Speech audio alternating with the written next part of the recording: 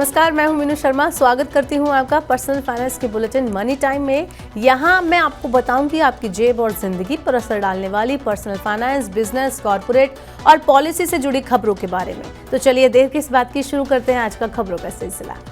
Global rating agency S&P ने भी भारत की जीडीपी ग्रोथ को मजबूत बताया है। चालू वित्त वर्ष के लिए एजेंसी ने वृद्धि दर के अनुमान को 6% पर कायम रखा है।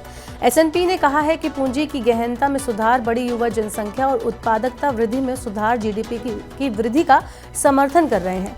भारत की अर्थव्यवस्था वृद्धि का रिकॉर्ड मजबूत है। वित्त वर्ष 2024-25 और 2025-26 में जीडीपी की वृद्धि दर 6.9% रह सकती है।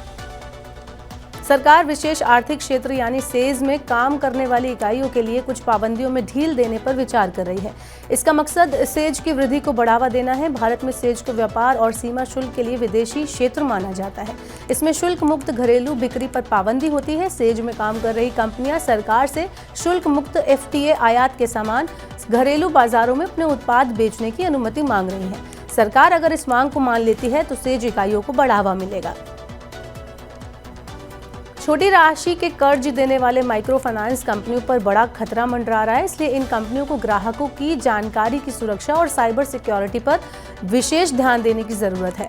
भारतीय स्टेट बैंक के प्रबंध निदेशक आलोक कुमार चौधरी ने कहा है कि माइक्रो फाइनेंस कंपनियों के पास बड़ी संख्या में ग्राहकों के आंकड़े होते हैं। ऐसे में भविष्य की चुनौतियों से निपटने के लिए माइक्रो फाइनेंस इंस्टीट्यूशंस को क्षमता निर्माण पर भी ध्यान देने की जरूरत है।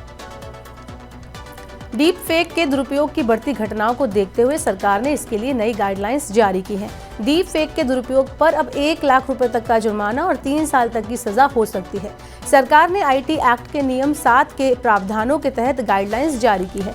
इसके तहत सोशल मीडिया प्लेटफॉर्म्स को अब और ज्यादा सजग रहना होगा। शिकायत मिलने पर 24 घंटे में आपत्तिजनक वीडियो को हटाना होगा। डीप फेक आर्टिफिशियल इंटेलिजेंस का एक एप्लीकेशन है। इसमें AI के जरिए नकली चेहरा, आवाज बनाई जाती है और इसका गलत तरीके से इस्तेमाल हो सकता है। सरकार ने ये कदम बॉलीवुड अभिनेत्री रश्मिका मंदाना के एक फेक वीडियो के वायरल होने के बाद उठाया है। केंद्र सरकार ने उपभोक्ताओं की शिकायतों को ज्यादा कुशलता से निपटाने के लिए एक ऑनलाइन प्लेटफॉर्म बनाने की योजना बनाई है। इस प्लेटफॉर्म का नाम ऑनलाइन डिस्प्यूट रेजोल्यूशन प्लेटफॉर्म होगा। यह प्लेटफॉर्म कंपनियों, सर्विस प्रोवाइडर और उपभोक्ताओं के लिए एक कॉमन इंटरफेस के रूप में काम करेगा, जहां त्वरित समाधान के लिए विशेषज्ञ पैनल अपनी सेवाएं देंगे। अभी मंत्रालय राष्ट्रीय उपभोक्ता हेल्पलाइन का संचालन कर रहा है, जहां उपभोक्ता कॉल सेंटर और पोर्टल के जरिए अपनी शिकायत दर्ज कर सकते हैं। शिकायत मिलने के बाद इन्हें संबंधित पक्षों के पास भेज दिया जाता है। मंत्रालय ने दावा किया है कि ऑनलाइन डिस्प्यूट रिजोल्यूशन प्लेटफॉर्म उपभोक्ताओं के महंगी और समय लेने वाली कानूनी कार्रवाई का सहारा लेने से पहले विवाद समाधान के प्रारंभिक चैनल के रूप में काम करेगा। मोबाइल फोन यूजर्स को अनचाहे कमर्शियल मैसेजेस और कॉल से छुटकारा दिलाने के लिए दूरसंचार नियामक ट्राई ने बड़ा कदम उठाया है। ट्राई ने कमर्शियल मैसेजेस या कॉल करने वाले बैंक, वित्तीय संस्थान, बीमा कंपनियों, व्यापारिक कंपनियों और रियल एस्टेट जैसी कंपनियों को डिजिटल सहमति अधिग्रहण सिस्टम अपनाने का निर्देश दिया है। डिजिटल सहमति अधिग्रहण प्रक्रिया में ग्राहकों को सहमति लेने, बनाए रखने और रद्द करने की सुविधा होगी। इस तरह एकत्रित सहमति डेटा सभी एक्सेस प्रदाताओं द्वारा स्क्रबिंग के लिए डिस्ट्रीब्यूटेड लेजर टेक्नोलॉजी प्लेटफॉर्म पर शेयर की जाएगी। ट्राई ने स्पैम और परेशान करने वाले मैसेजेस और कॉल्स पर लगाम लगाने के लिए ये कदम उठाया है। धनतेरस पर सोना चांदी खरीदने की योजना बना रहे लोगों के लिए एक अच्छी खबर है। सोना चांदी की कीमतों में आज फिर से गिरावट आई है। दिल्ली सराफा बाजार में सोना 150 रुपए और घटकर 61,350 रुपए प्रति 10 ग्राम आ गया है। वहीं चांदी की कीमतों की बात करें तो चांदी की कीमत भी 950 रुपए टूटकर 73,600 रुपए प्रति किलोग्राम रह गई। अंतर्राष्ट्रीय बाजारों में सोना $1,966 प्रति औंस, जबकि चांदी $22.55 प्रति औंस पर कारोबार कर रही है। सोने चांदी की कीमतों में गिरावट आने की प्रमुख वजह डॉलर की मांग बढ़ना है। उतार चढ़ाव भरे कारोबार में बुधवार को शेयर बाजारों में मामूली तेजी रही। BSE सेंसेक्स 33 अंक की बढ़त के साथ 64,975 अंक पर बंद हुआ। वहीं निफ्टी भी 36 अंक की बढ़त के साथ 19,443 अंक पर बंद हुआ।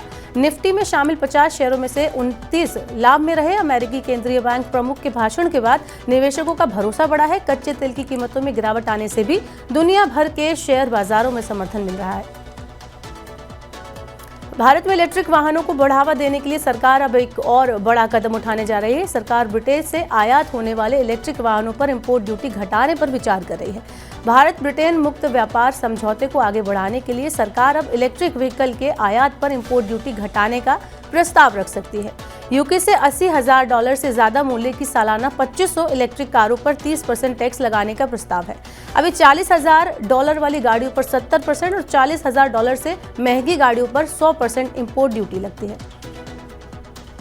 और अब हम आ गए हैं आज की आखिरी खबर पर, जो है आईपीओ से जुड़ी हुई। फूड डिलीवरी प्लेटफॉर्म स्विगी ने अपने आईपीओ के लिए 7 इन्वेस्टमेंट बैंकों को शॉर्टलिस्ट किया है। सॉफ्ट बैंक में निवेश करने वाली स्विगी 2024 में अपना आईपीओ लॉन्च करने की तैयारी कर रही है। Kotak Mahindra bank, Citi, JP Morgan, BofA securities, Jefferies, ICICI securities और एविडेंस कैपिटल को आईपीओ की तैयारी के लिए चुना गया है। कंपनी ने मार्च 2024 में डीआरएचपी फाइल करने का लक्ष्य रखा है। बाजार के हालात अनुकूल रहने और बाकी चीजें ठीक रहने पर आईपीओ जुलाई-अगस्त में लॉन्च हो सकता है। तो ये थी मनी टाइम में आज की बड़ी खबरें। वक्त हो गया आपसे विदा लेने का। अब आपसे होगी कल मुलाकात। पर्सनल फाइनेंस से जुड़ी खबरों को पढ़ने, सुनने और उनसे जुड़े खास कार्यक्रमों को देखने के लिए मनी 9 के ऐप को जरूर डाउनलोड कर लें। साथ ही आज का हमारा मनी टाइम आपको कैसा लगा, नीचे कमेंट बॉक्स में अपनी राय हमें जरूर दें। फिलहाल के लिए इतना ही। नमस्कार, शुभ रात्रि।